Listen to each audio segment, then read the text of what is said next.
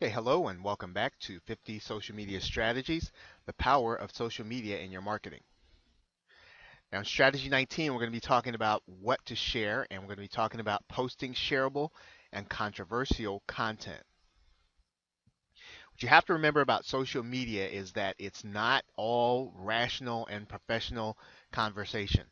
Now, if you want that, of course, you can go to the LinkedIn social network, but basically all social networking and all social media platforms are social in nature. And so the kind of content that does well are things not necessarily that get people thinking, but get people to react to some degree emotionally. You, just like everyone else on Twitter and Facebook and on all the other social networks, they're looking to get attention to their brand. You're looking to get attention to your brand. So you want to create the kind of content that other people will share and that their following will say, boy, that was great. I'm glad you shared that with me. So when you put content together, are you putting something together that other people will look good for sharing? And if you're putting together that kind of content, you will get people to share and you will get attention to your brand. So as you start to put content together and before you send it out, ask the question, will this content get other people interacting with the person sharing it?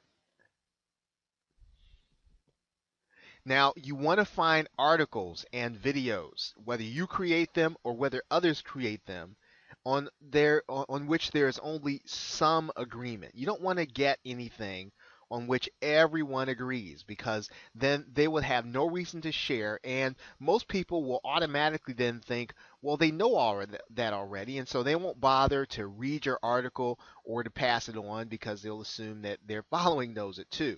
So find the kind of videos and articles in your niche that may raise an issue that not everyone agrees with because your job is to get people talking. People are interacting and they're discussing and they're talking about something that you put together or that you brought to them, then you will get attention to your brand. Right? And that's pretty much what the point that's being made here.